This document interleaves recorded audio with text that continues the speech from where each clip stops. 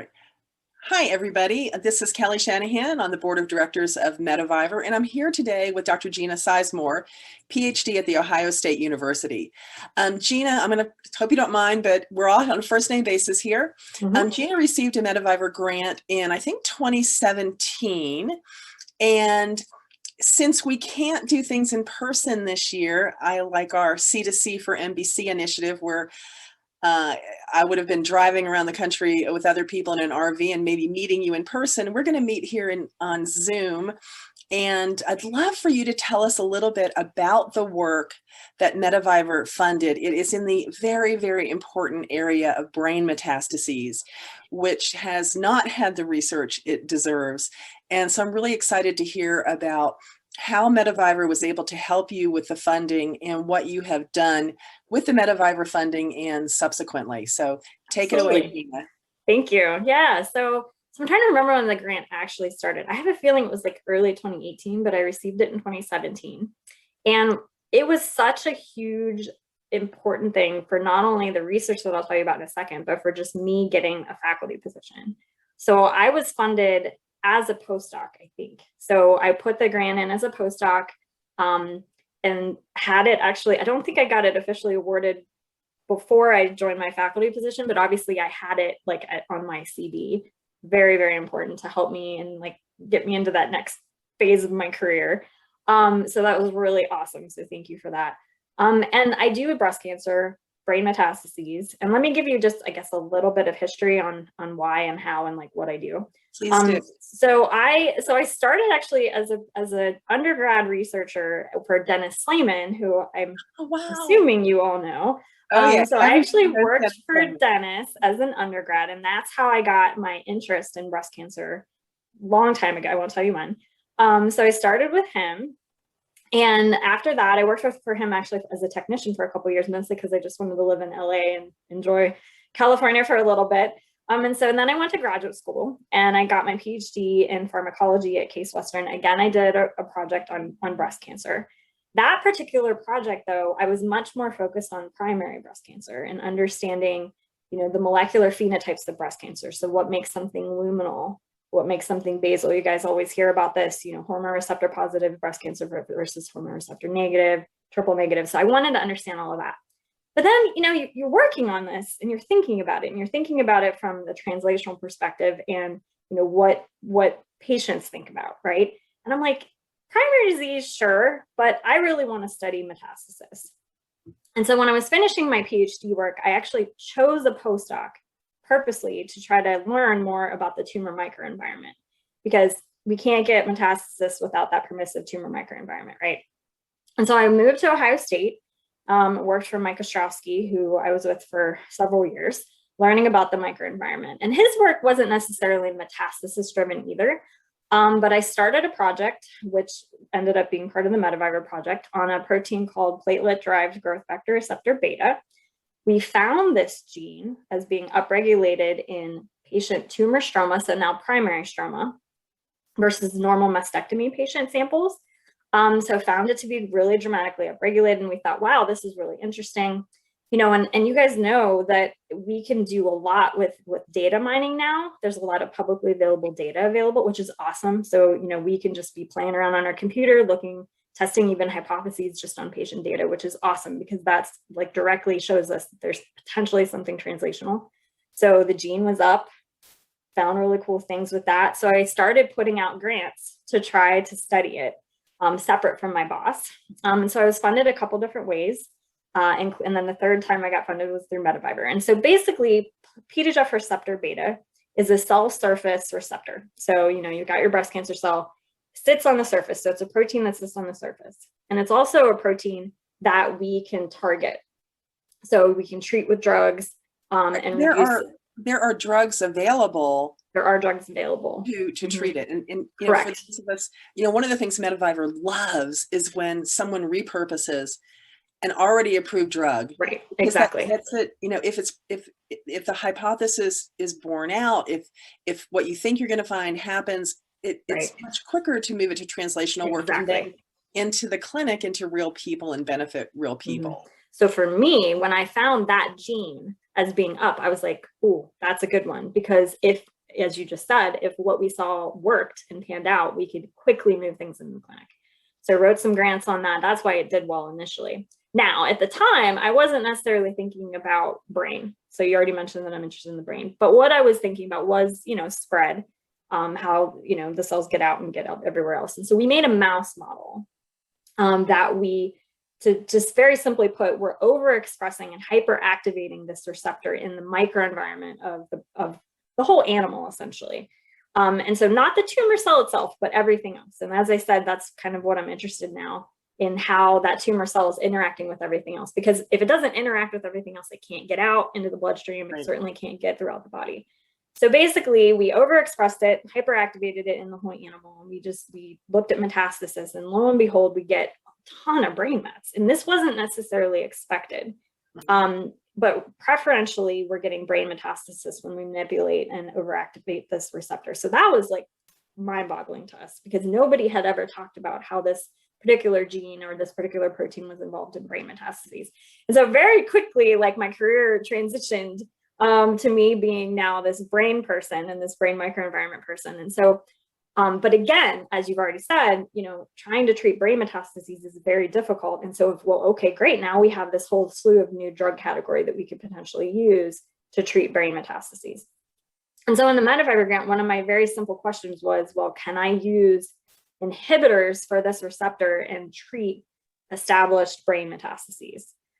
At the time that I wrote this, like, my ability to test that was limited to intracranial injections, which at the time the reviewers was like, you should try to do other things, and I'll tell you what I'm doing with that now. Yeah, because we as patients don't necessarily want needles going into our brains. Exactly. But at the time, that was like all I had available to me. And so what we had done, at the time that I submitted like the report for you guys, we definitely have done where we inject, and it's a very tiny number of cells. And again, I admit that it's not ideal. You inject a very tiny number of cells. We waited a couple of days, and then we're treating with the drugs that block the receptor, and it absolutely reduces growth. And so that was really, really exciting. Yeah. I have just actually in the last few months finally got myself to where I'm doing the intracardiac injections, which again aren't completely ideal because it's not like it's coming from the breast and leaving. And so now we're in a position where we can test the drugs using that model as well. So that's really exciting. So that was like really, it was a very simple first aim where we were testing with different drugs, and we actually have a couple different drugs that were effective. So not just one. The one I've actually published on the one recently in Cancer Research. So we were in the first issue for February 1 issue of Cancer Research this year, where we have that data published, and we made the cover. So I'm like really excited. Awesome. Yeah. And so the drug is called crenolanib. And crenolanib was actually developed clinically to treat patients with gastrointestinal stromal tumors, because those patients have a mutation, most of them, not all of them, have a mutation in platelet-derived growth factor receptor alpha, which is one of the family members of PDGFR receptor beta. So it is absolutely a drug that's used clinically. So absolutely something that we could do to test in women with breast cancer, brain mets. The other thing that wasn't part of the Metaviber grant, at least something that I didn't test in the Metaviber grant, but we have looked at just alongside all the other studies that I'm doing, is in order for the brain metastasis to form, we believe that the tumor cell has to have really high levels of the ligand that activates the receptor. So that receptor is on the microenvironment over here, and the tumor cells express platelet-derived growth factor B, which binds to this receptor and activates. In our cancer research paper, we've shown that it really requires expression of that PDGFB in order to go to the brain and seed and grow. And so now we're working on, okay, so primary tumor, we did an analysis of patient samples where we looked at protein expression of PDGFB, and it does predict which patients get brain mets. So now we're pushing. That's so important. Yeah. Yeah. So now we can say, okay, so we could look histologically. That's how we did this analysis, was we looked at the primary tumor and we said, these patients have really high levels of PDGFB. We can now bin them and say, oh, these might be at risk. And so our we are now suggesting that it would be ideal to do at least preventative MRIs in those women. Right. Because, you know, right now we just don't know, you know, it's such a small percentage of even, I think it's 10% of metastatic breast cancer patients that come in with brain mets. But it's a small percentage. And so you don't want to be doing MRIs on everybody. It's a growing percentage, you know, 50% is a growing of percentage people that are people with HER2 positive or triple negative subtypes will eventually develop brain metastases, especially the HER2 population that are living longer because correct, you know, below the neck control is so much better. And we're even seeing more, you know, ER positive, which traditionally has been thought like, ER positive doesn't have to worry about the brain. Right. But the longer that we keep control, the smarter our cancer cells are. And they're like, well, you know, you're blocking me from the lungs, you're blocking me from the bones. I'm going to go check out the brain. Right. So to be able to identify, you know, through this protein and just through histochemistry, which is staining of the tissue, is that correct? Yes. So staining of the tissue for those of you watching is super easy to do. Like every pathology lab in the world can stain. And this particular antibody is really good. And so I think it would be easily applicable to any core that was looking to do it.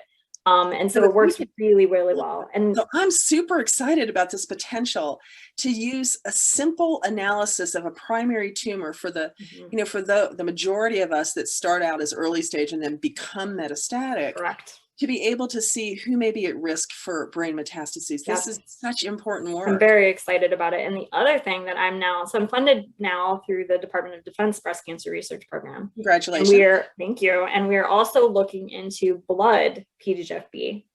So can we, and there's a couple questions because it might be secreted or it might be on, you know, circulating tumor cells. And so we're looking at both of those things because again, that could be used as a prognostic indicator of who would be at risk for brain mets. And so that's the direction that I'm taking now with the DoD grant, and I'm very excited about that. So that's like the PDGF receptor beta portion of the grant. I also had a second aim where I was very interested in trying to identify potentially even new so novel players, so something else that would be a tumor-stromal player.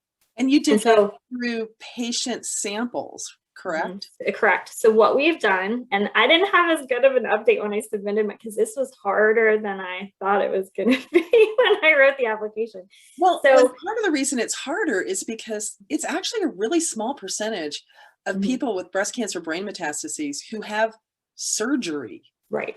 In order to biopsy or remove the brain, the breast cancer brain met. Right. So for the viewers, so what I proposed to do was I wanted to look at both a primary tumor as well as the matched brain metastasis in the same patient, look at the tissue.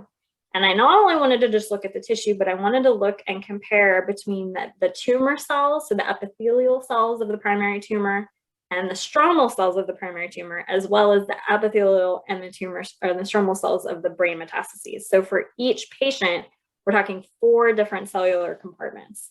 And how I was doing that, how I did it was we used laser capture microdissection. So the first big hurdle was find the patients, as you just said, like that's really hard to do because there aren't that many. And here at Ohio State, we actually found 30. Now, I wasn't able to do all 30, and that would have been a good idea to start, but we started with 9. We were able to start with 9.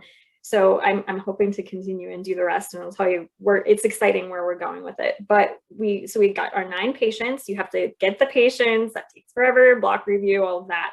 We finally got the samples, and then we had to do the laser capture, which took a long time. That's very hard to do. You can imagine, right? A little laser just like taking out the tissue. You have to process the RNA, send it off, and doing RNA sequencing, which is what we ended up doing on this type of tissue, is very hard. Took a couple different goes from our genomics people here at Ohio State, but we did it. We tried once and it didn't work, and we had to take a different route. And so we used a different company and a little bit of a different chemistry to do everything, but we got it to work. The data is actually something that I'm currently looking. Now, I don't know. I can't say who I'm working with because I haven't asked their permission. But there's a very a really awesome group of people that actually have been funded by Metaviver in the past that I'm currently working with on this data. And they are leaders in the field of looking at genomics in brain metastases. And so I finally took the data to them because I felt like that's not my expertise. And I felt like I was staring at the data and I'm just not, it's a lot, right? So I've got I want to interject something here from a patient standpoint. The fact that you said that you are sharing information and working with another group, i.e. breaking down silos, like almost makes me want to cry. Because well, that's what we have to do. We have to do that to move this needle forward and make a difference. So kudos to you and this other group for sharing. Yeah, so it was more me like banging on their door saying, help me. but they're wonderful. Good for you for doing that. They're wonderful. And, I know in the future we'll be able to share this together. And they're just they're amazing group of people. And like I said, I was really struggling because the data is so broad and vast. And I felt like it just wasn't really my area of expertise. And so I wanted to take it to them. And so I'm working with them right now. And we've been looking, the data is very, very good, high quality data. And so we're making some really interesting findings, which again, I don't have all of it done yet, but it's something that I've pulled completely to the forefront of everything that I'm doing right now. And I'm hoping we'll be able to report on that, and hopefully within the next year at the latest. But we've definitely identified some interesting things that I've not been published on in breast cancer before. So I can tell you that. So that was the goal. So the goal was to let's identify something completely new. And some of the stuff that's new is on the cell surface. So, sometimes you're not quite lucky to find something that already has drugs and that we can repurpose. But if it's something that is at least targetable, we can push in that direction. So again, I kind of wanted something that I could do now that could have really dramatic impact right now, but I wanted to not limit myself to that and really think big and think well, what do we know nothing about that we could build a program and potentially create new drugs? And we have those capabilities here at Ohio State. We have a drug development institute. So depending on what I can come up with, I may be able to move that forward. It'll be slower, but we're going to do that too. Yeah. This is so exciting. I mean, to talk to a young researcher like you, because you received one of the early career investigator grants that Metaviver awards, and it's so heartwarming to hear from you how that has made a difference in your career, because we know research is not a glamorous field. It is not. I mean, you're not a rock star making rock star That's money. True. You're constantly scrabbling for grants. Not everything you do works, and there are a lot of young researchers who start out and then they can't progress and they leave the field, and they're smart, brilliant people, and it's just it's distressing to think that these smart, brilliant people who may come up with the answers to our disease can't stay in the field. So as Metaviver, we are so grateful to all of our supporters who provide the money so that we can support young investigators like you who, this is incredible, the work you are doing. And this is going to make a difference for real life people. So. I hope so. I'm convinced it will. I am convinced it will. So, I'm just so grateful to you for giving us this update. And, I want you to, and I also want to remind you that just because you've received a Metaviver grant in the past does not mean you can't receive another one. We want to fund the most promising research out there. And we have had people that we have funded multiple times. Well, I take that noted for sure. Quality work. So, we also have increased our award amounts. Since you received your award, our early career, and you're probably getting to the point where you're no longer qualified for early career soon, but our early career grants are $100,000, and our regular grants are $250,000. So we're getting up into that. Yeah, no, that's amazing. Yeah, and we were able to, and I'm going to put in a big plug for Metaviver for those that are watching. In the middle of COVID, when other large, very pink organizations chose not to fund any new research, thanks to our supporters, wanting to help researchers like you, we were able to fund $4.4 million in new grants for the 2020 grant cycle. I actually have a colleague who got one of them. Oh, good. Yay. Yes, I did. So thank you so much for the work you have done and continue to do. And don't be surprised if I come in the future and ask you for further updates. Please do. And I must thank all of you. So Metaviver, the board of directors, all the reviewers, all the patients, anybody who's supported Metaviver. It really is so important. And I wouldn't, like I was saying, you know, in order to get more funding, you have to show you've had funding. Right. And so this was a huge stepping point for me to get the DoD grant to continue the work. And so thank you very much. Because, you know, and I don't think as patients that we realize so much that in order to get the big bucks, the DoD, the NIH, you have to have the little grants. You have to have proof that you can successfully complete a research project. You know, it's one of these things that, you know, I'm finding with having a 22-year-old, you know, just graduated from college daughter, who, you know, okay, albeit has not really applied for a lot of jobs because graduated in the middle of a pandemic, but you see these things where experience required. Well, how the heck are you supposed to get experience if somebody doesn't hire you or back you in the first place? So at Metaviver, we're really proud of our early career grants. And frankly, I think that's the most important grant we award is our early career investigator grant. So yes, thank you. It was huge. So thank you so much for the work you're doing. Keep doing it. And I really look forward to, I wrote down the cancer research and I'm going to go look for it. And then I'll probably email you because it'll probably be paywalled. And I'll probably be emailing you going, Gina, can you send me this? No, absolutely. I'd love to read it. And we can, you know, I'll summarize it in lay terms and share it with our supporters. So again, thank you so much. Is there anything else you'd like to add before we wrap up? Oh, I don't know. I mean, I'm on Twitter.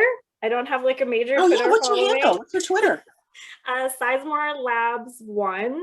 I'm pretty sure. I should double check before I say it on the masses. But yeah, like I follow Metaviver. And I believe that Metaviver follows me back, and I'm trying to get better at Twitter. But yeah, I mean, being able to stay connected is awesome.